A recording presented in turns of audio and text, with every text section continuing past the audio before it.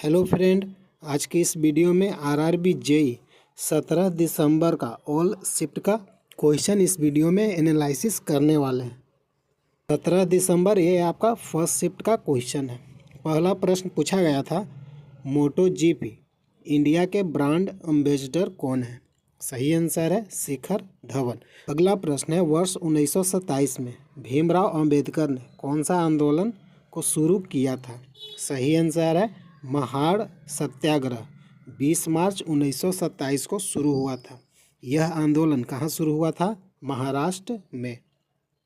अगला प्रश्न है, अनुच्छेद 20 किससे संबंधित है? सही आंसर है अपराधों के लिए दोष सिद्धि से जुड़े मामलों में सुरक्षा प्रदान करना। यह संविधान भाग 3 में वर्णित है। अगला प्रश्न है, भारत के पहले अटॉर्नी जनरल कौन थे? सही आंसर है MC सीतलवाड़। अगला प्रश्न है, 46वें यूनेस्को विश्व सम्मेलन कहाँ हुआ था? सही आंसर है पहली बार भारत में दिल्ली के भारत मंडपम में हुआ था। नई दिल्ली के भारत मंडपम में, जिसका उद्घाटन कौन किया था? नरेंद्र मोदी। अगला प्रश्न है, कौन सी नदी की आयु सबसे कम होती है? सही आंसर है चंबल नदी। अगला प्रश्न है, कुव्वत उल इस्लाम मस्जिद कहाँ स्थित है? सही आंसर है भारत में नई दिल्ली के कुतुब मीनार के परिसर में स्थित है। कुतुब उल इस्लाम मस्जिद कहाँ स्थित है? भारत के नई दिल्ली में। अगला प्रश्न है, 18वीं लोकसभा के विपक्ष के नेता कौन है? सही आंसर है कांग्रेस से विपक्ष के नेता राहुल गांधी। अगला फैक्ट है, 18वीं लोकसभा के अध्यक्ष वर्तमान में ओम बिरला हैं। सदन के नेता कौन होता है? भारत के प्रधानमंत्री नरेंद्र मोदी। अगला प्रश्न है, भारत के राष्ट्रपति बनने के लिए क्या जरूरी है? सही आंसर है वह भारत का नागरिक होना चाहिए, उनकी आयु 35 वर्ष होना चाहिए, लोकसभा सदस्य के रूप में चुने जाने योग्य राष्ट्रपति का कार्य 5 वर्ष का होता है। लोकसभा सदस्य के रूप में चुने जाने योग्य होना चाहिए। अगला फैक्ट है, राष्ट्रपति का कार्य 5 वर्ष का होता है। अगला फैक्ट है, राष्ट्रपति को हटाने की प्रक्रिया अनुच्छेद 61 के तहत महाभियोग लाया जाता है। अगला प्रश्न है, लेंस के नियम किसने दिया है? सही आंसर है सन 1833 में हेनरिक लेंज ने लेंज का नियम दिया। अगला फैक्ट है, लेंज का नियम फेराडे के प्रेरण नियम पर आधारित है। अगला फैक्ट है, लेंज का नियम ऊर्जा संरक्षण के नियम का परिणाम है। ये आपका सेकेंड शिफ्ट का क्वेश्चन है।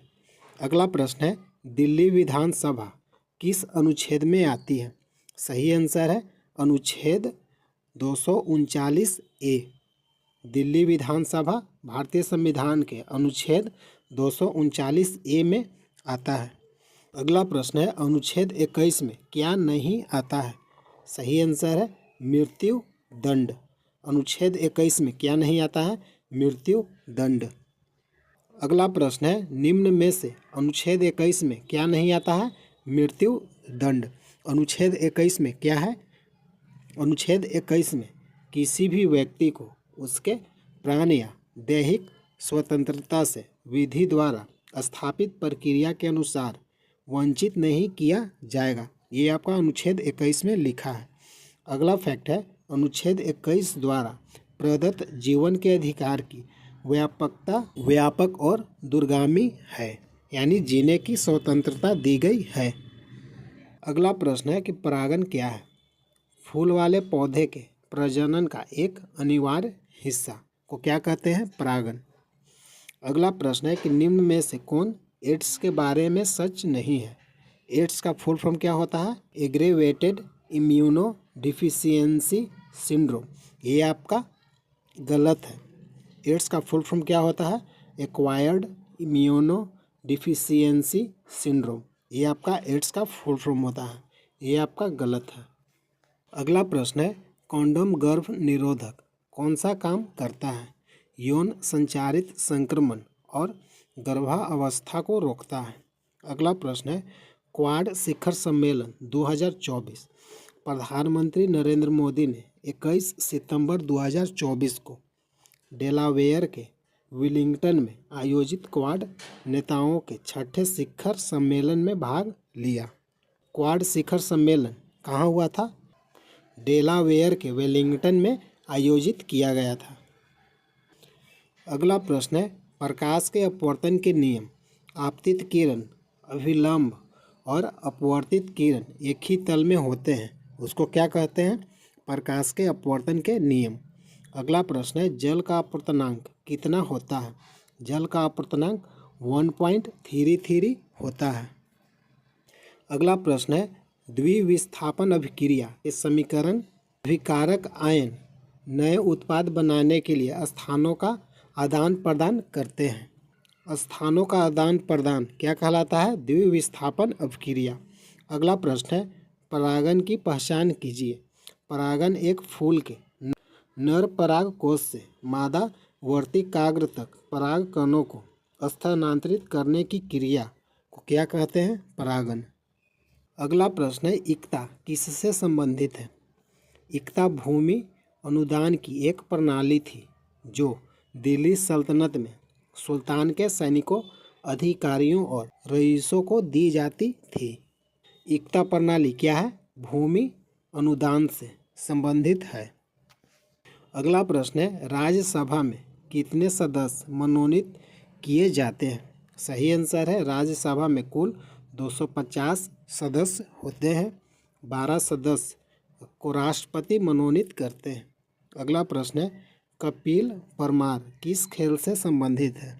सही आंसर है, पैरा जूडो। अगला प्रश्न है, अवतल दर्पण निम्नलिखित में से किस प्रकार के प्रतिबिंब का निर्माण कर सकता है जब वस्तु को दर्पण के बहुत पास रखा जाता है?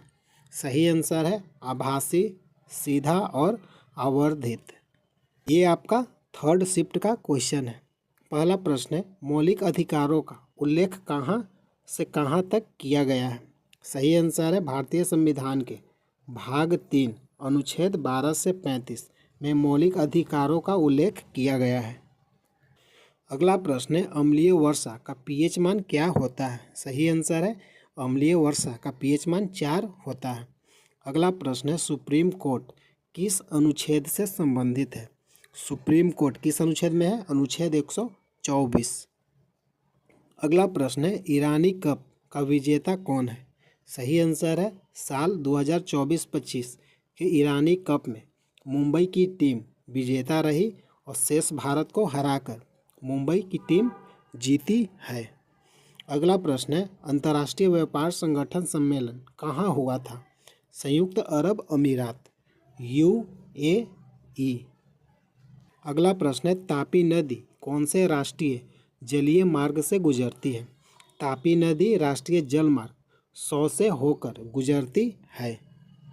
अगला प्रश्न है, हाल ही में विक्रम साराभाई स्पेस सेंटर से कौन सा उपकरण लॉन्च किया गया था? सही आंसर है, रोहिणी श्रृंखला RH-200 साउंडिंग रॉकेट लॉन्च किया गया था। विक्रम साराभाई स्पेस सेंटर से कौन सा उपकरण लॉन्च किया गया था?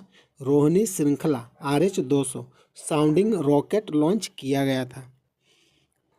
अगला प्रश्न है, कॉपर टी में इस्तेमाल होने वाले कॉपर का क्या कार्य है?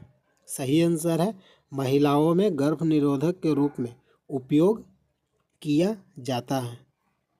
अगला प्रश्न है, लेंस के फोकल लंबाई की गणना का फॉर्मूला क्या है? सही आंसर है, 1/f बराबर 1/v माइनस 1/u। ये आपका लेंस के फोकल लंबाई का फॉर्मूला है। अगला प्रश्न है, नमी की उपस्थिति में धातु का परिवर्तन क्या कहलाता है? सही आंसर है, संक्षारण। अगला प्रश्न है, जब हुमायूं ने गुजरात पर आक्रमण किया तो गुजरात में किसका शासन था? उस समय गुजरात में किसका शासन था? सही आंसर है, बहादुर शाह। जब हुमायूं ने गुजरात पर आक्रमण किया तो उस समय गुजरात के शासन किसके हाथ में था? बहादुर शाह। अगला प्रश्न है, भारत में जनसंख्या नियंत्रण कार्यक्रम कब शुरू किया गया था? सही आंसर है, 1952 ईस्वी को। अगर वीडियो अच्छा लगा लाइक कीजिए, चैनल को सब्सक्राइब कीजिए। प्रतिदिन रेलवे एग्ज़ाम से संबंधित एनालिसिस वीडियो देखने के लिए चैनल को अवश्य ही सब्सक्राइब करें। जय हिंद, जय भारत।